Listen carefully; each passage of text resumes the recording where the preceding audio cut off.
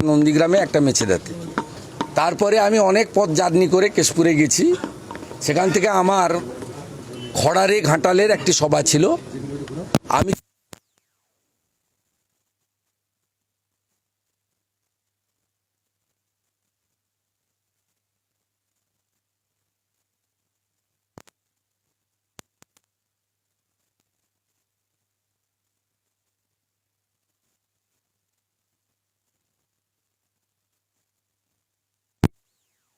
অনেক লোকজন দেখা করতে চায়। কাঁথিটা অনেক দূর হয়, কলকাতাটাও অনেক দূর হয়। ওখানে অনেকের সঙ্গে আমি মিট করি। ওটা পার্টি অফিসও নয়, আর ওটা আমার কমপ্লিটলি রেন্টাল একটা হাউস, নিজস্ব বাড়িও নয়। তা আমার ওখান থেকে যে কেয়ারটেকার ছেলেটি আছে বলল, স্যার কিছু সিভিল ড্রেসে আইপ্যাকের ছেলে আর সিআই ওসি কোলাঘাটের, তারা তমলুকের সিআই কোলাঘাটের ওসি, তারা কাউকে না বলে এখানে ঢুকেছে এবং আপনার বেডরুমে ঢুকে গেছে। বেডরুমে ঢুকে গেছে। আমি তখন বললাম যে আপনি যে অফিসার আছে তাকে ফোন দিন। প্রথমে ফোন ধরতে চাইনি, পরে কোলাঘাটের ওসি সৌরভ চিনা ফোন ধরলো। আমি বললাম দেখুন, আমি আমার পৌঁছানো পর্যন্ত ওয়েট করতে হবে, কারণ মহামান্য হাইকোর্টে আমি অনেক লড়াই করেছি। আমার বাড়ির সামনে অসভ্যতামি হয়েছে। আমার বাবা মা, বয়স্ক বাবা মাকে প্রতিনিয়ত উত্ত্যক্ত করা হয়েছে ভাইপোর নির্দেশে, এবং আমাকে বহুবার আক্রমণ করা হয়েছে গত 3 বছর মমতা ব্যানার্জিকে, যেহেতু আমি হারিয়েছি নন্দীগ্রামে। আমাকে হাইকোর্টের মহামান্য বিচারপতি রাজাশেখর মান্তা, সেটা তিনি একটা অনেকগুলি প্রোটেকশানের মধ্যে একটা প্রোটেকশান দিয়েছেন, এবং রাজ্য সরকারের পক্ষে দিদেন যিনি এজি ছিলেন মিস্টার মুখার্জি, তারও on behalf of state government commitment ছিল যে শুভেন্দু অধিকারীর প্রিমিসেস সার্চ করতে গেলে হাইকোর্ট থেকে লিভ নেবে অথবা হাইকোর্টের অনুমোদন নিয়ে করবে।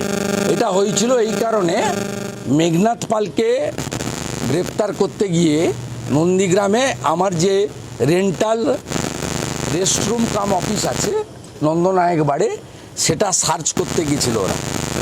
তারপরে আমি হাইকোর্টে যাই যে তাহলে এইভাবে বিব্রত করবে, এবং সার্চ ওয়ারেন্ট ছাড়া, ভিডিওগ্রাফি ছাড়া, আপনারা মিডিয়া ছাড়া বা আমার উপস্থিতি বা আমার অনুমোদিত লোকের উপস্থিতি ছাড়া আপনি সার্চ করতে পারেন? আপনি যদি দুটো ভাঙা বন্দুক রেখে দেন, আপনি যদি কিছু টাকা সেখানে রেখে দেন, আপনি যদি জাল নোট, হেরোইন, ড্রাগের কিছু বেআইনি জিনিস রেখে দেন, তার দায়িত্ব কে নেবে?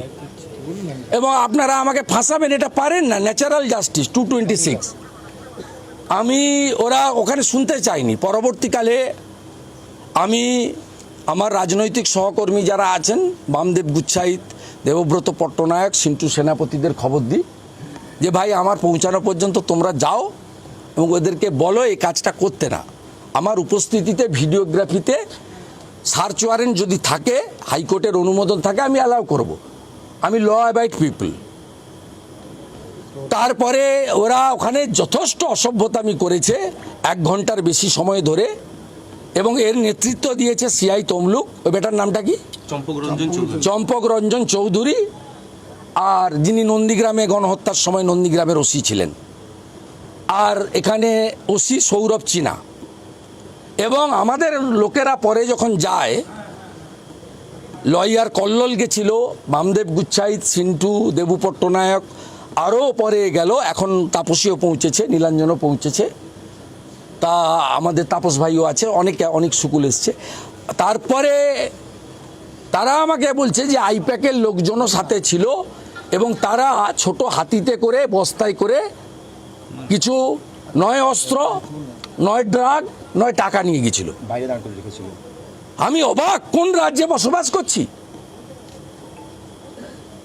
আপনি ইসিআইয়ের অনুমোদন নেবেন না, হাইকোর্টে কমিট করেছেন, সার্চ ওয়ারেন্ট নেবেন না, ভিডিওগ্রাফি করবেন না, মিডিয়াকে ডাকবেন না, leader of opposition, equivalent to cabinet minister, এবং হাইকোর্টে আমার প্রোটেকশন আছে। আপনার মুখ্যমন্ত্রী সুপ্রিম কোর্টে গেছিল, সুপ্রিম কোর্ট হাইকোর্টে ফিরিয়ে দিয়েছে, স্টে দেয়নি, আপনার আবেদন শোনেনি, তারপরেও আপনি এই জিনিস করবেন? আমি এখানে এসেছিলাম, কাপুরুষ ওসি এবং সিআই দুজনই নেই। আমার একটা প্রোগ্রাম নষ্ট করেছে। আমি আপনাদের মাধ্যমে ঘাটালের খড়ারে যে 10,000 মানুষ জড়ো হয়েছিলেন তাদের কাছে ক্ষমা চাইছি, যে গণদেবতা আমার কোনো ভুল দোষ নেই, আমি বাধ্য হয়েছি, মমতার অত্যাচারের শিকার। আমার আরেকটা প্রোগ্রাম আছে পাঁশকুড়াতে, রোড শো হিরণের সমর্থনে, আমি সেখানে যাব। আমি আপনাদের মাধ্যমে এই রাজ্যের জনগণকে বলছি, কোথায় নিয়ে গেছে ইলেকশন কমিশন? কেন সৌরভ চিনা এবং সিআই তমলুককে সাসপেন্ড করবে না? আমি ইলেকশন কমিশনে কমপ্লেন করছি, আমার ভিডিও সিসিটিভি ভিডিও, যে আমি ট্রান্সফার চাইছি না, সাসপেনশন চাইছি, ইমিডিয়েটলি সাসপেন্ড করতে হবে, এবং যদি এসপির নির্দেশে থাকে এসপিকেও এখানে সাসপেন্ড করতে হবে বা ট্রান্সফার করতে হবে। এর পিছনে কে আছে আমি জানতে চাই।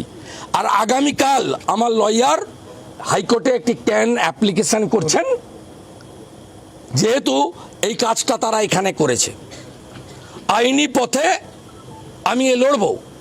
আর গোটা বাংলার জনগণকে আমি বলছি, কোন রাজত্বে আছেন দেখুন। যখন ভাইপোর বাড়িতে ভাইপোকে বা কাউকে ডেকেছে, ওদের সিবিআই ইডি নোটিশ করে ডেকেছে, কোন রাজত্বে আমরা আছি?